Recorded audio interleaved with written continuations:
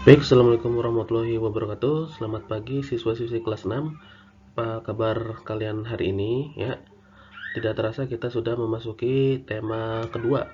Tema 2, subtema 1, pembelajaran 1 ya. Ini adalah tema baru setelah sebelumnya kita sudah sempat melakukan evaluasi ulangan untuk tema 1 ya. Nah, berarti sekarang kita sudah memasuki pembelajaran yang baru yaitu tema 2 ya. Kalau kita lihat covernya, yaitu lihat dari sampul pelajaran hari ini adalah tentang perbedaan ya, keberagaman Indonesia Raya ya.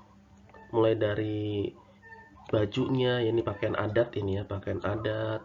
Tentunya di sini terdiri dari berbagai suku bangsa ya. Kita memiliki banyak suku bangsa yang ada di Indonesia.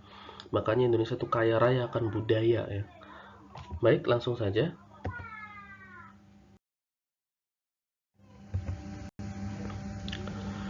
Dahulu kala Indonesia dijajah oleh Belanda. Ini sudah kalian ketahui ya. Waktu itu Indonesia belum bersatu. Masih berupa wilayah kerajaan-kerajaan yang terpisah. Jadi, sewaktu Indonesia dijajah itu, Indonesia ya belum seperti sekarang. Indonesia itu masih seperti kerajaan-kerajaan, ada kerajaan Mataram, ada kerajaan Kutai, ada kerajaan ya macam-macam di situ ya. Nah, kerajaan-kerajaan ini masih bisa melawan Belanda, tetapi sifatnya tercerai-berai, tidak bersatu. Ya. Tapi pada akhirnya Belanda terusir juga dari Indonesia.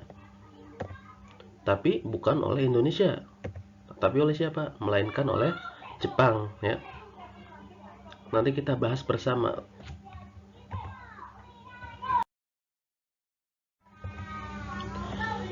Jepang menjajah Indonesia dari tahun 1942 sampai 1945. Berarti selama 3 tahun ya, 3 tahun setengah lebih tepatnya ini. Jepang menjajah Indonesia dari tahun 1942 sampai 1945. Mengapa Jepang itu bisa datang ke Indonesia? Karena waktu itu Jepang terlibat dalam Perang Dunia Kedua. Jadi waktu itu di rentang tahun segini ya, dunia itu sedang terjadi pertempuran hebat antara beberapa negara ya. Antara misalnya Jepang dengan kelompoknya Amerika itu. Terciptalah Perang Dunia Kedua yang sangat besar waktu itu. Nah, Jepang datang ke Indonesia, niatnya adalah untuk mencari sumber daya alam untuk pasukan perang. Akhirnya, penjajahan Belanda berakhir di saat itu juga di tangan Jepang. Jadi, ketika Jepang langsung datang ke Indonesia itu langsung Belanda itu langsung kalah.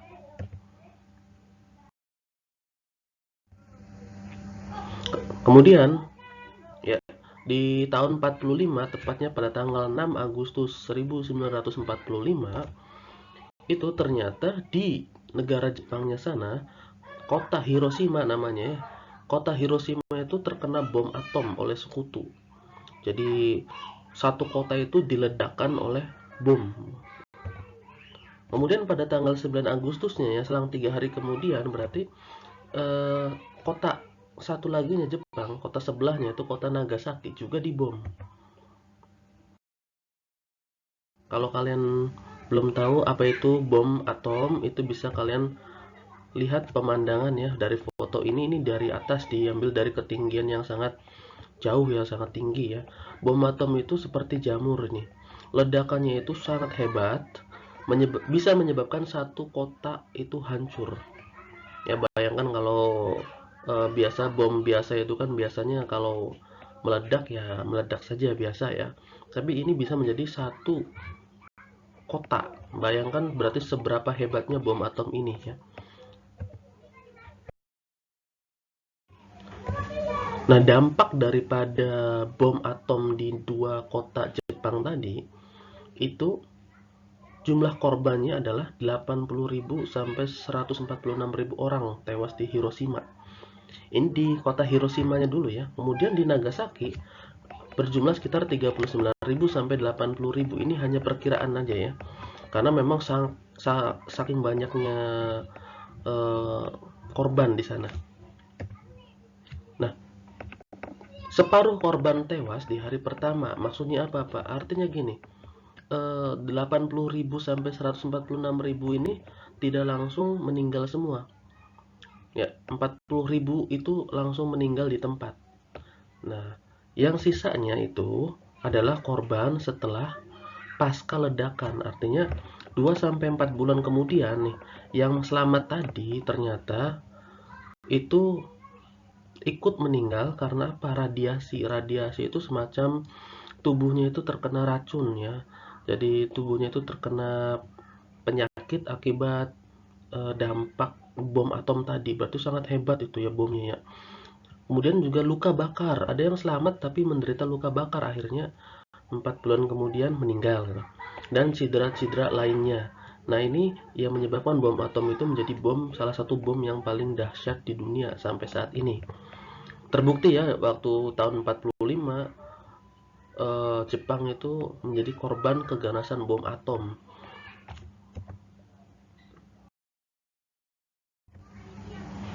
Nah, akhirnya pada tanggal 15 Agustus 1945, ya, 2 hari sebelum Indonesia merdeka itu, Jepang secara resmi menyerah kepada sekutu di kapal USS Missouri ini ya, di Amerika Serikat. Waktu itu Jepang menyerah kepada golongan Amerika Serikat sana, Amerika Serikat dan teman-temannya ya.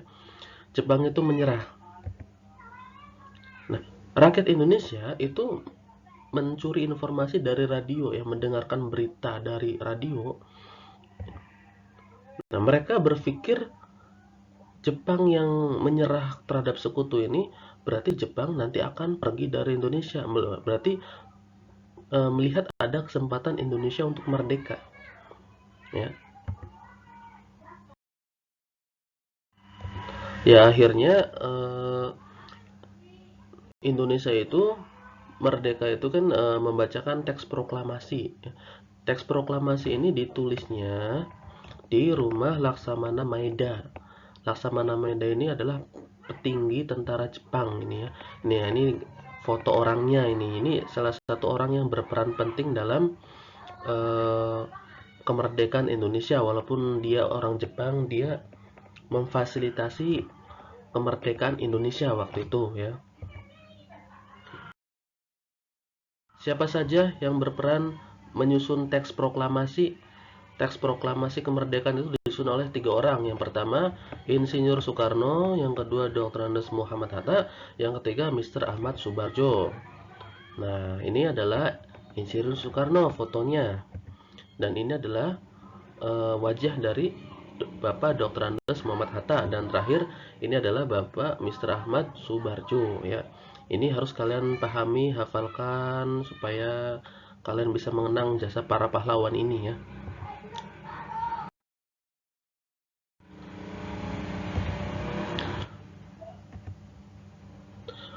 Hal yang perlu kalian ketahui adalah penulis teks proklamasi adalah Insinyur Soekarno. Jadi yang menulisnya itu Bapak Soekarno itu sendiri. Kemudian setelah ditulis, dilanjutkan dengan diketik ulang oleh Sayuti Melik ya, Sayuti Melik ini. Kemudian teks proklamasinya itu ditandatangani oleh Insinyur Soekarno dan Muhammad Hatta. Bendera merah putihnya dijahit oleh Ibu Fatmawati. Nah, ini kalau kalian belum tahu, ini adalah Bapak Sayuti Melik ya, yang mengetik teks proklamasi, dan ini adalah Ibu Fatmawati. Tidak lain adalah istri daripada Insinyur Soekarno. Ini orang yang menjahit bendera merah putih. Nah, ini adalah tulisan tangan daripada Bapak Soekarno ini ketika merumuskan teks proklamasi ya. Ini tulisan tangannya. Ini ibaratnya oret-oretan di selembar kertas. Bisa kalian lihat di sini ada coret-coretan seperti ini ya. Ini berarti yang salah, harus direvisi ya, dibetulkan ini. Nah, ketika sudah tercipta teks proklamasi seperti ini, barulah tulisan tangan Pak Soekarno ini diketik ya, lewat mesin ketik, yaitu oleh Bapak Sayuti milik. Hasilnya seperti ini. Tuh, ini lebih jelas lagi ya karena ini memang sudah datanya sudah benar ya. Seperti ini, ada tanda tangan yang menandatangannya adalah Insinyur Soekarno dan Muhammad Hatta.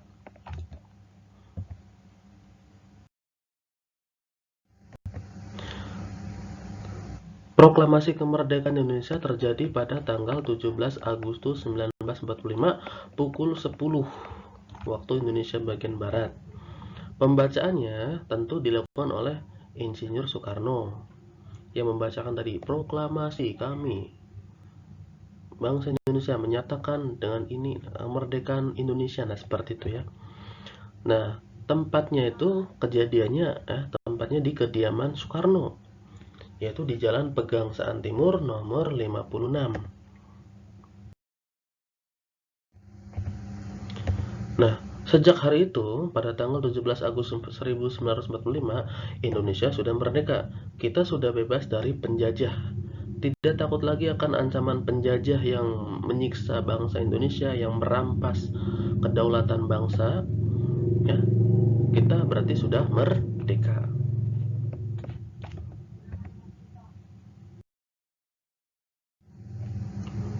Berikutnya ini adalah gambar daripada bunga teratai ya. Bunga teratai dapat tumbuh di permukaan air. Hidupnya memang di permukaan air. Mengapa bisa? Apakah kamu pernah melihat pohon mangga yang tumbuh di air? Tidak kan?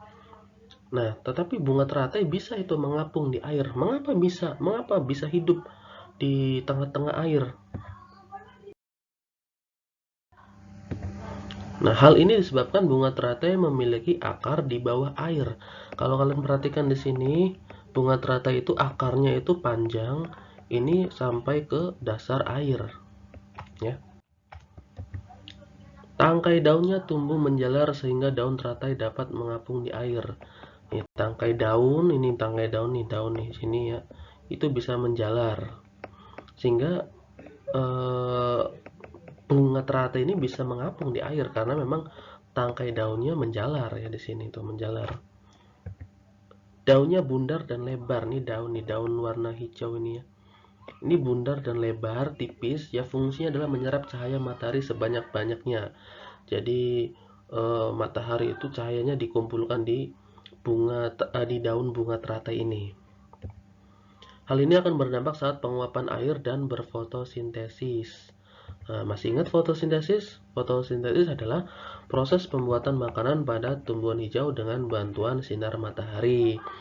Proses pembuatan makanan, jadi tumbuhan itu membuat makanannya sendiri. Nah, kalian tentunya tidak pernah melihat kan pohon mangga, bunga teratai, memburu hewan untuk makan, atau mendapatkan makanan dari mana gitu.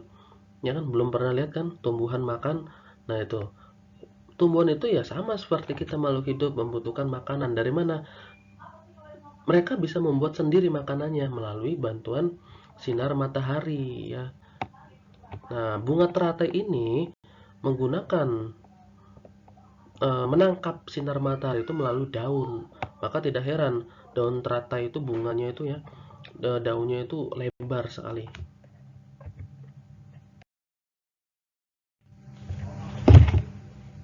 Daun teratai memiliki larutan yang bermanfaat sebagai pembersih daun. Jadi walaupun airnya itu kotor, bunga teratai itu malah semakin bersih. Nanti kalian bisa lihat sendiri lah ya. Teratai memiliki batang dengan rongga di dalamnya. Ya, batangnya itu berongga. Kalau kalian pernah lihat sedotan, nah itu batangnya itu seperti sedotan. Itu berfungsi untuk menyalurkan oksigen ya, membawa oksigen ke batang dan akar. Tidak heran juga bisa mengapung gitu ya. Meskipun akar berada di dalam air, akar masih tetap dapat bernapas tuh. Hebatnya teratai seperti itu. Kesimpulan pembelajaran hari ini adalah yang pertama, Indonesia pernah dijajah oleh Belanda. Pernah, ini malah sangat lama ya. Indonesia pernah juga dijajah oleh Jepang. Jadi setelah Belanda, Jepang menguasai Indonesia ya. Akibat dua kota Jepang terkena bom atom, Jepang menyerah kepada sekutu. Ya waktu itu kan Jepang datang ke Indonesia itu dalam kondisi sedang terlibat Perang Dunia Kedua. Ya, waktu itu Jepang terkena serangan dari musuhnya, dua kotanya dibom. Akhirnya Jepang menyerah karena waktu itu banyak korban yang tewas. Jepang menyerah. Nah, akibat Jepang yang menyerah ini menguntungkan sekali bagi bangsa Indonesia karena bangsa Indonesia waktu itu kehilangan penjajah ya, waktu itu penjajahnya itu sudah menyerah, jadi Indonesia sangat untung sekali. Nah, akhirnya pada tanggal 17 Agustus 1945 Indonesia menyatakan kemerdekaannya. Ya ini ya. Baik, itu saja kesimpulan dari Bapak. Kurang lebihnya mohon maaf. Wassalamualaikum warahmatullahi wabarakatuh.